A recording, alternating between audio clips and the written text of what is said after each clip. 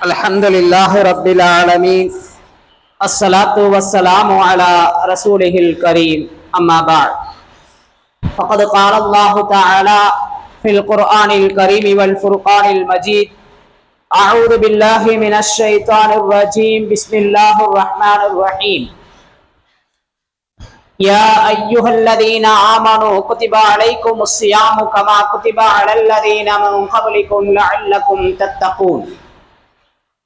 قال نبينا صلى الله عليه وسلم قد جاءكم شهر رمضان وشهر مبارك افترض الله لكم صيامه يفتح فيه الأبواب الجنة ويغلق فيه أبواب الجحيم أو كما قال عليه الصلاة والسلام. سبحانك لا علم لنا إلا ما علمتنا إنك أنت العليم الحكيم. رب اشرح لي صدري ويسر لي أمري واحلل عقدة من لساني يفقهوا قولي. اللهم صل على سيدنا نبينا مولانا محمد طب القلوب ودوائها وعافية الأبدان وشفائها ونور الأبصار وضيائها وعلى آله وصحبه وسلم. صدق الله العلي العظيم. الحمد لله. அருளாளன் அன்பாளன் அல்லாஹுவின் திருப்பெயரால் இந்த ஜும்ஆவுடைய உரையை ஆரம்பம் செய்கிறேன். அன்பும் அருளும் ஆசியும் ஆதரவும் ஆருயிர் நாயகம் அன்னலம் பெருமானார் ஸல்லல்லாஹு அலைஹி வஸல்லம் அவர்களின் மீது, அன்னாரின் வழி வாழ்ந்த வாழுகின்ற வாழ போகின்ற குறிப்பாக புனிதமான ரமலானின் இந்த முதல் ஜும்ஆவை அலங்கரிக்கின்ற நம் அனைவர்களின் மீதும் மஹல்லா வாசிகளின் மீதும் உண்டாகட்டுமாகுக. புனிதமான ரமலானின் ரஹ்மத்தான பத்தில அல்லாஹ் ரஹ்மத்தை பெற்றுக்கொண்டவர்களாக, ரஹ்மத்தை பெறுவதற்கு அருகதையானவர்களாக அல்லாஹ் நம்மை ஆக்கி வைப்பானாக. மகுபிரத்தை வழங்குகின்ற ரப்புல் ஆலமீன் பாவ மன்னிப்பை பெற்றவர்களின் பட்டியலில் அல்லாஹ் நம்மையும் சேர்த்தருள்வானாக. நரக விடுதலை வழங்குகின்ற ரப்புல் ஆலமீன் நம்மையும் நரக விடுதலை பெற்றவர்களின் பட்டியலில் அவனுடைய தனிப்பெரும் கிருபையை கொண்டு சேர்த்தருள்வானாக. லைலத்துல் கத்ரை அடைந்து ரமலானை முழுமையாக பயன்படுத்திய நல்லுள்ளங்களாக சீதேவிகளாக அல்லாஹ் ஆக்கி தருவானாக. ரமலானின் நம்முடைய எல்லா அமல்களையும் அல்லாஹ் கபூல் செய்வானாக, அதில் இஹ்லாஸை தருவானாக. நமது மஸ்ஜிதினுடைய தேவையை, அதனுடைய இமாரத்தினுடைய வேலைகளை அல்லாஹ் லேசாக்கி அதில் அவனுடைய உதவியை பொழிந்தருள்வானாக என்ற துஆக்களோடு, அன்பிற்குரியவர்களே, அல்லாஹ் குர்ஆனிலே யா அய்யுஹல்லதீன ஆமனு குத்திப அலைக்குமுஸ் ஸியாம், ஈமான் கொண்டவர்களே உங்களின் மீது நோன்பு கடமையாக்கப்பட்டிருக்கிறது. கமா குத்திபா அலல்லதீன மின் கப்லிக்கும், உங்களுக்கு முன்னிருந்தவர்களின் மீது நோன்பு கடமையாக்கப்பட்டதை போல உங்களின் மீதும் நோன்பு கடமையாக்கப்பட்டிருக்கிறது. அதன் மூலம் லஅல்லக்கும் தத்தகூன், நீங்கள் இறையச்சவாதியாக ஆகலாம், உங்களுடைய இறையச்சம் பெருகும் என்பதாக அல்லாஹ் குறிப்பிடுகிறார். அன்பிற்குரியவர்களே, இந்த நவீன உலகிலே டிஜிட்டல் மையமான அலங்கரிக்கப்பட்ட இந்த நாட்களிலே, இந்த சூழ்நிலைகளிலே நமது ஈமான் எந்த அளவிற்கு அலங்காரமாக இருக்கிறது என்பதை கொஞ்சம் நாம் யோசிக்க வேண்டும். அனைத்திலும் டிஜிட்டல் மையம் மின் விளக்குகளால் அலங்கரிக்கப்படுகிறது, அது ரசனையாக ரசிக்கப்படுகிறது. ஆக இப்படிப்பட்ட இந்த சூழ்நிலையிலே நமது ஈமான் எந்த அளவிற்கு அலங்காரமாக இருக்கிறது, எந்த அளவிற்கு அது ரசனைக்குரியதாக இருக்கிறது என்பதையும் நாம் பரிசோதித்து பார்க்க வேண்டும். அன்பிற்குரியவர்களே, அப்படி அந்த ஈமானை அலங்கரிக்கின்ற ஒரு அற்புத மாதமாகத்தான் இந்த ரமலானை அல்லாஹ் நமக்கு ஆக்கியிருக்கிறார். அன்பிற்குரியவர்களே, ரமலானிற்குரிய கூலி இருக்கிறதே அது அலாதியானது, மற்ற வணக்கங்களை போடல்ல. சதக்கா செய்தால் அஸ்ஸதகத்து ரத்துல் பலா வல் கலா, சதக்கா இருக்கிறதே உங்களுடைய பலாய் முசீபத்துக்களை நீக்கி வைக்கிறது. சதக்கா இருக்கிறதே கலா கதரை மாற்றி அமைக்கிறது என்று அதற்கு கூலி சொல்லப்படுகிறது. ஆக இப்படி ஒவ்வொன்றிற்கும் ஒரு விதமான கூலியை மையப்படுத்தி இருக்கின்ற நேரத்திலே நோன்பிற்கு என்பதாக அல்லாஹ் குறிப்பிடுகிறான். நோன்பிற்கு நானே கூலி. நோன்பிற்கு அல்லாஹுவே கூலியாகிறான். அல்லாஹுவை கூலியாக பெறுபவர்கள் யார்? தக்குவாதாரிகள் தான்.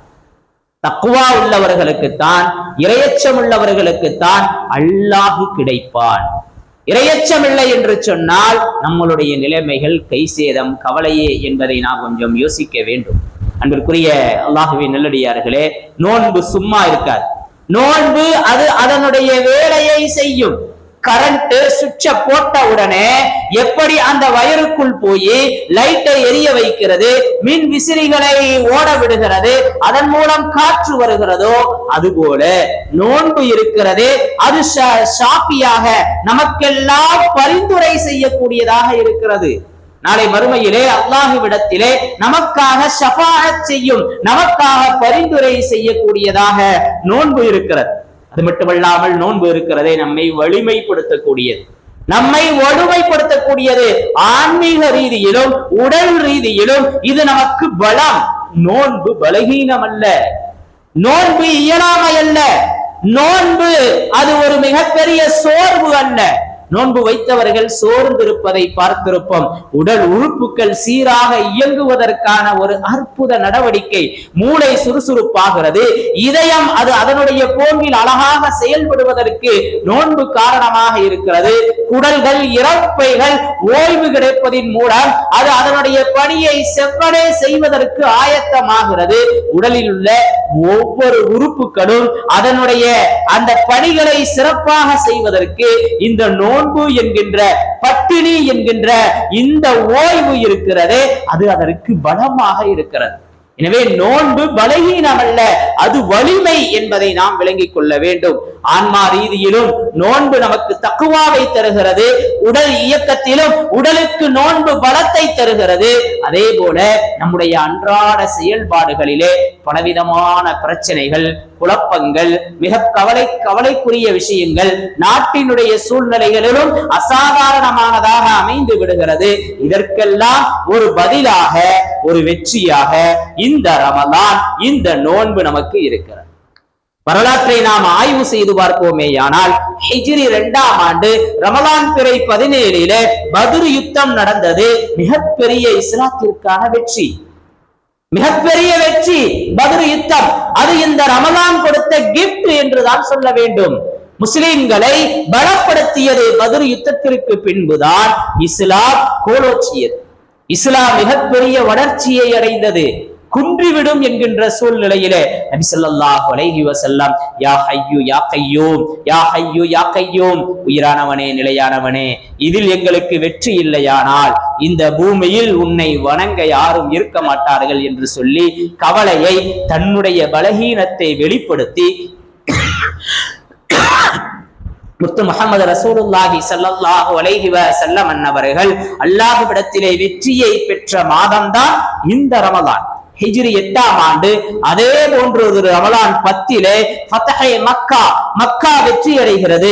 அதே போல ஹிஜ்ரி 584 கிறிஸ்துவர்களிடம் முழுமையாக இருந்த அந்த பைத்துல் முகத்தஸ் ஸலாஹுதீன் அய்யூபி ரஹ்மத்துல்லாஹி அலைஹி அவர்களால் அது வெற்றி கொள்ளப்பட்ட அந்த நாடும் இந்த ரமலான் தான். ஆக முஸ்லிம்களுக்கு மாபெரும் வலிமையை, மாபெரும் வெற்றியை தந்த மாதம் இந்த ரமலான். ரமலானே பாவங்களை கரிக்கக்கூடியது. நம்முடைய எல்லா துன்பங்களையும் அது கரிச்சிரும். பாவங்களை மட்டுமல்ல, அல்லாஹ்விடத்திலே முழுமையான தவக்குலோடு நோன்பு வைத்து இறைவனை வணங்கி அவனை நெருங்கும் போது நம்முடைய எல்லா பிரச்சனைகளையும் பஸ்பமாயிரும். நம்முடைய எல்லா சூழ்நிலைகளையும் அல்லாஹ் மாற்றி அமைத்து விடுவார், வெற்றிக்குரியதாக ஆக்கிடுவார். வரலாறு அதைத்தான் பதிவு செய்திருக்கிறது. அன்புக்குரியவர்களே, ஹிஜ்ரி 1393வது வருடம் அதே ரமலான் மாதம் ஐனுல் ஜாலூத் என்கின்ற ஒரு போர் நடந்தது. தாத்தாரியாக்களால் மிகப்பெரிய ஆளுமை செய்து கொண்டிருந்த காலகட்டம். இஸ்லாமியர்களுக்கு வெற்றியே இல்லை என்கின்ற ஒரு மனநிலைக்கு வந்து விட்டார்கள். அப்படிப்பட்ட சூழ்நிலையிலே அல்லாஹ் நிலைமையை அப்படியே தலைகீழாக மாற்றி போட்டான். தாத்தாரியாக்கள் தோற்கடிக்கப்பட்டார்கள். இஸ்லாத்திற்கு வெற்றி கிடைத்த அந்த ஐனுல் ஜாலூத் என்கின்ற போர் நடந்த மாதமும் இந்த ரமலான் மாதமாகத்தான் இருக்கிறது. ஆக அன்பிற்குரியவர்களே, ரமலானினுடைய வெற்றி இருக்கிறதே, அன்றிலிருந்து எதிரிகளுக்கு எரிச்சலை ஊட்டுகிறது.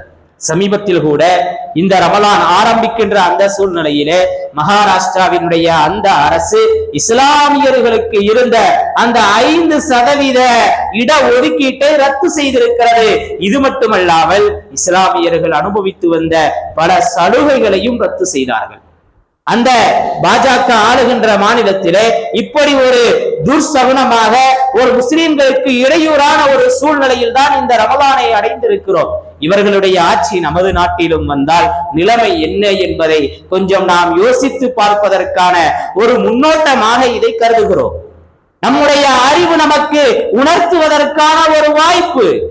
அன்பிற்குரியவர்களே, முஸ்லிம் சமூகத்தில முஸ்லிம் சமூகம் இருக்கிறது அரசியல் ரீதியாகவும் பலகீனமாக கிடக்கிறது, பந்தாடப்படுகிறது.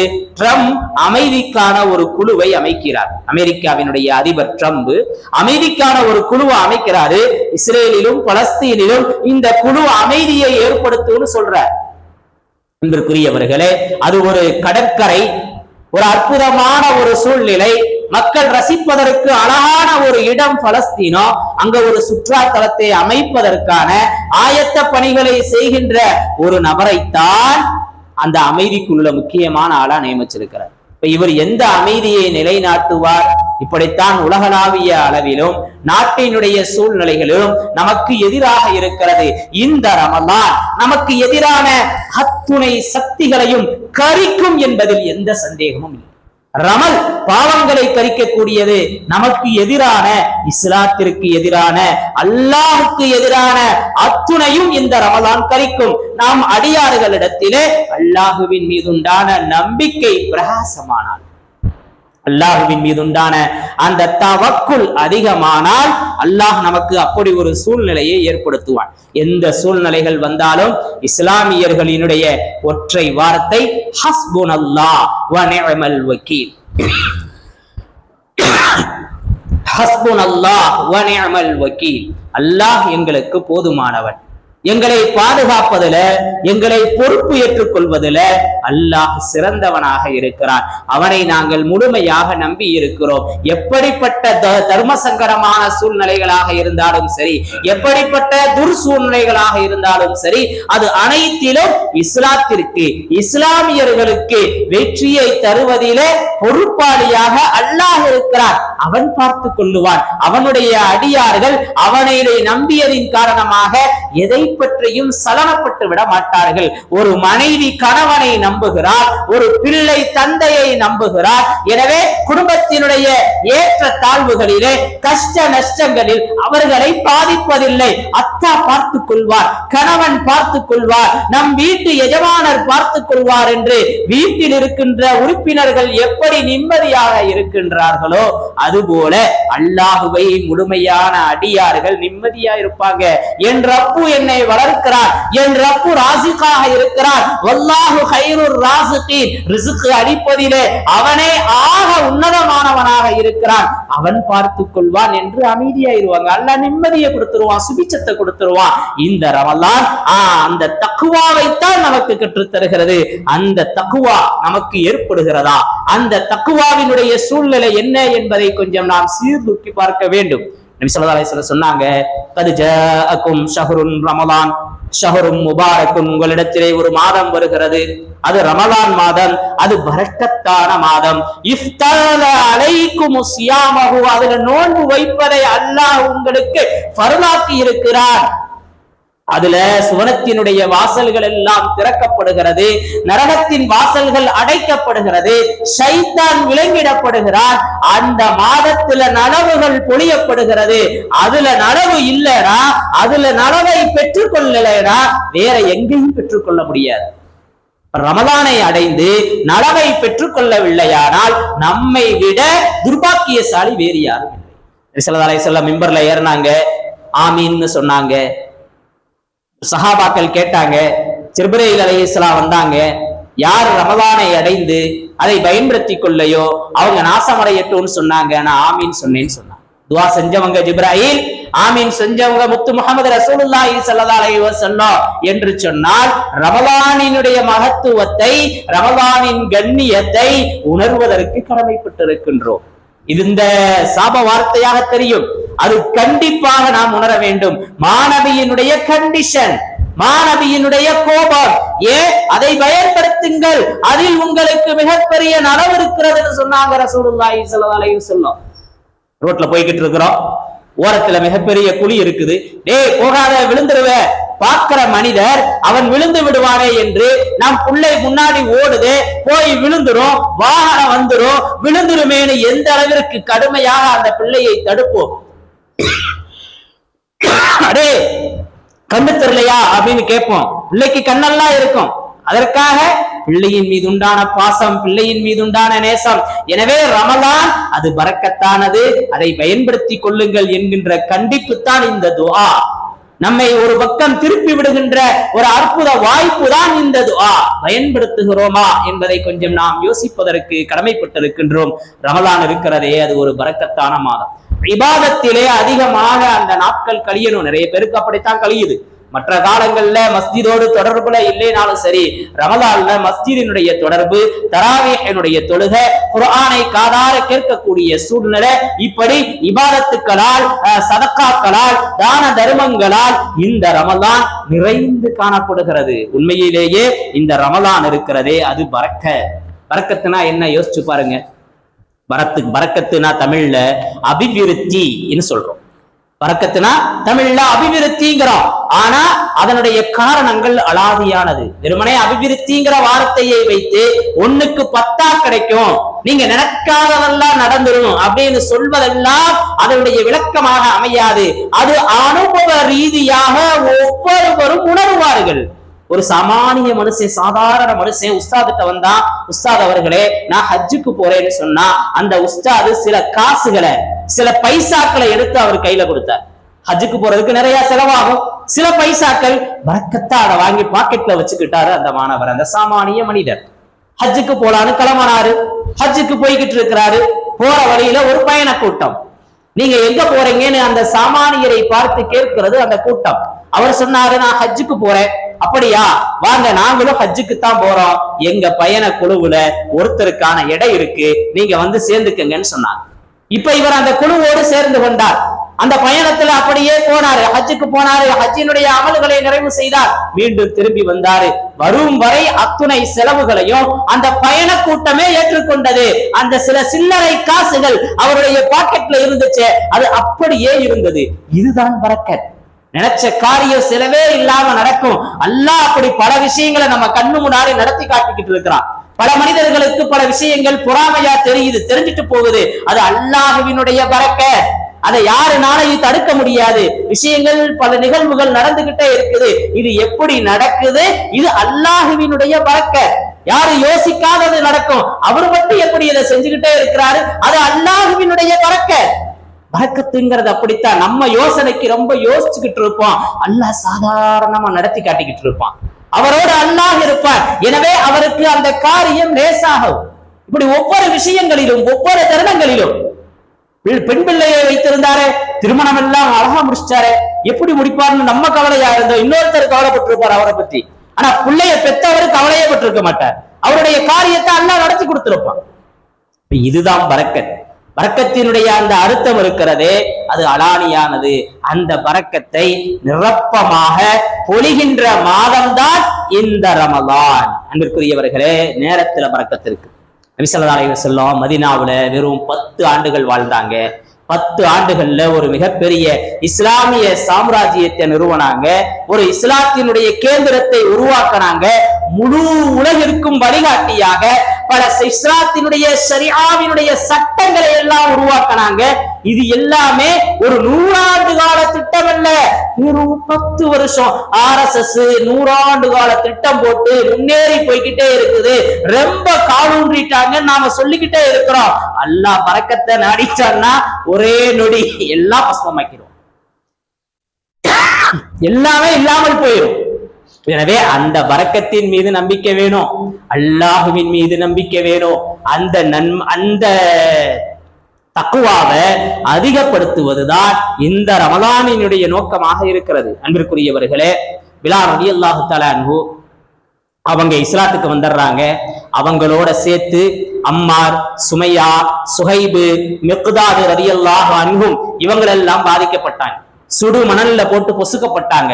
பின்பு அதற்கு பின்பு இவர்களை எல்லாம் அம்மாறு, சுஹைபு இவர்களை எல்லாம் கைத்தாங்களாக அழைத்து செல்வதற்கு உறவினர்கள் வந்தாங்க. பிலால் ரலியல்லாஹு தஆலா அன்ஹு அவங்களை அழைத்து செல்ல யாருமே வரல, தரித்து விடப்பட்டிருந்தாரு.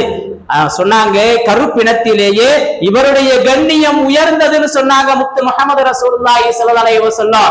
இன்று எத்தனை ஆயிரம் மஸ்ஜிதுகள், அத்துணையிலும் பாங்கு சொல்பவர்களை பிலால் பிலால் பிலால் என்றே அழைக்கிறோம். எத்துணை பிலால்களாக அந்த பெயர் பரிணாமமாகி இருக்கிறது. அவர்களுடைய அந்த அழைப்பினுடைய அந்த ஓசையினுடைய அந்த வீரியம் அது. ரசூலுல்லாஹி ஸல்லல்லாஹு அலைஹி வஸல்லம் அப்படி ஒரு குடும்பத்தை பிலால் ரலியல்லாஹு தஆலா அவங்களுக்கு உருவாக்கி கொடுத்திருக்கிறாங்க. இதுதான் பரக்கத். அன்பிற்குரியவர்களே, பரக்கத்துங்கிறது நிறைய பணம் இருக்கிறது, அதிகாரம் இருக்கிறதுங்கிறதெல்லாம் இல்ல.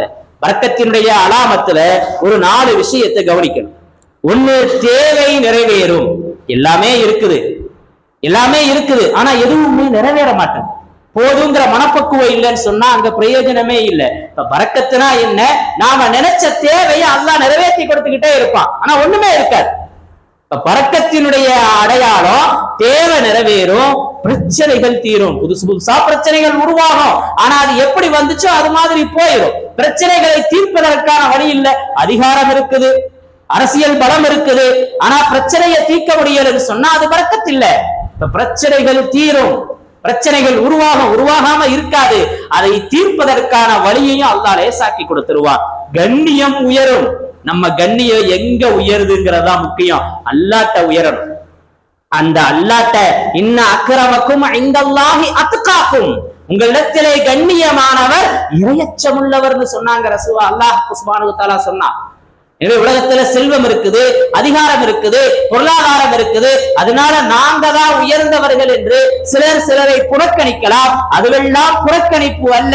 அவர்கள் ஈமானினுடைய கம்சூர், ஈமானினுடைய குறை. இன்னைக்கு ஈமான் ரொம்ப பலகீனப்பட்டு கிடக்குது. எல்லா விஷயத்திலையும் நம்ம வீட்டுல, தெருவுல, ஊர்ல இல்ல, மஸ்ஜிதுகள் முதற்கொண்டு ஈமானில் குறை ஏற்பட்டிருக்கிறது. மஸ்ஜிதை பற்றி அல்லாஹ் குர்ஆன்ல குறிப்பிடுகிறார். இந்த மஸ்ஜித் இருக்கிறது தக்வாவால் கட்டப்பட்டது. ஒவ்வொரு செங்கல் அல்ல, அது தக்வா. ஒவ்வொரு செங்கலும் தக்வாவினுடைய அடையாளம். நம்ம கண்ணுக்கு பார்க்க செங்கலா தெரியும், ஆனா அது தக்குவா. தக்குவாவால் அது கட்டப்பட்டிருக்கிறது. இந்த மஸ்ஜிது கூட அப்படித்தான் உருவாக்கப்பட்டிருக்கு. உங்களுக்கு விளங்குதோ இல்லையே, எங்களுக்கு விளங்கும். ஏன்னா இதனுடைய ஒவ்வொன்றையும் பல சிரமங்களுக்கு மத்தியிலே, பல சூழ்நிலைகளுக்கு மத்தியிலே அனுபவித்து, கஷ்டப்பட்டு, சிரமப்பட்டு, மன சஞ்சலம் அடைந்து அல்லாஹ் இதை உருவாக்கி தந்தான். இப்ப வரைக்கும் அப்படித்தான் போய்கிட்டு இருக்கு. மினராவினுடைய வேலைகள் கூட அப்படித்தான் போய்கொண்டிருக்கிறது. இந்த மஸ்ஜிதை உறுதியா சொல்லுவோம், அல்லாஹ் கொடுத்த அந்த அறிவை கொண்டு இது தக்வாவால் கட்டப்பட்டது. இதனுடைய திறப்பு கூட அப்படித்தான் அமைந்தது, எதிர்பார்க்காத விதத்தில. ஒரு நாட்டினுடைய முக்கியமான தலைமை பொறுப்பில் இருக்கக்கூடிய ஒரு அற்புத மௌலவி ஆலிம் பெருந்தகை அவர்கள் வந்து திறந்து வச்சாங்க. அப்படிங்கிறதே இது தக்வாவினுடைய அலாமத்தின் அடையாளங்கள். அன்பிற்குரியவர்களே, திருமண நிகழ்வுகள்ல இஸ்லாத்தினுடைய பாரம்பரியம் காணா போச்சு. திருமண நிகழ்ச்சிகள்ல இஸ்லாம் இல்லாமல் போய்விடுகிறது. மாற்று மத கல்ச்சர்கள் பெருகி போய்விட்டது. எனவே ஈமானினுடைய குறைவின் அடையாளம், வீட்டினுடைய சூழ்நிலைகள், இறப்பினுடைய நிலைகள் எல்லாத்திலையுமே ஈமானினுடைய குறைவு. மஸ்ஜிதை திறந்து வைப்பது கூட அமைச்சராக இருக்கிறார். மீலாது விழா மேடைகளை அமைச்சர்களுக்காக, அரசியல் பிரமுகர்களுக்காக அலங்கரிக்கப்படுது. அப்படின்னு சொன்னா இது ஈமானின் பலகீனம் அல்லவா? அல்லாஹ் நம்மை பாதுகாக்க வேண்டும். அந்த தக்குவாவை உயர்த்தி பிடிப்பதுதான். அந்த தக்குவாவை கொண்டு இன்று எப்படி அத்துணையும் டிஜிட்டலாக மின் சூழ்நிலைகளிலே அலங்கரிக்கப்பட்டு கண்ணுக்கு கவர்ச்சியாக காட்டப்படுகிறது. நமது ஈமானை கவர்ச்சியாக்குவதற்கு வந்ததுதான் இந்த ரமலான். இந்த ரமலானின் மூலம் நமது ஈமான் கவர்ச்சியானதா, பிற மனிதர்கள் விரும்பும் விதத்தில் இருக்கிறதா? வண்ண விளக்குகளால் ஜொலிக்க வைக்கப்படும் போது மனதிற்கு ஒரு மகிழ்ச்சி ஏற்படுகிறது. ஒவ்வொரு இஸ்லாமியனை பார்க்கும் போதும் மனதிலே ஒரு மகிழ்ச்சி ஏற்பட வேண்டும். ஏற்படும் தக்குவா இருந்தால் அல்லாஹ் அந்த தக்குவாவை நமக்கு நிரப்பமாக வழங்குவானாக. அந்த தக்குவாவை பெற்றுக் கொள்ளக்கூடிய கட்டுசாதமான இந்த ரமலானை பயன்படுத்திய நன்மக்களாக அல்லாஹ் ஆக்கி தருவானாக. ரமலானில் அமல் செய்து அல்லாஹுவை அடைந்து அல்லாஹுவை கிஃப்டாக பெற்ற நன்மக்களாக அல்லாஹ் நம்மை ஆக்குவானாக. வாஹிரு தஅவானா அனில் ஹம்துலில்லாஹி ரப்பில் ஆலமீன். அஸ்ஸலாமு அலைக்கும் வரஹ்மத்துல்லாஹி தஆலா வ பரகாத்துஹு.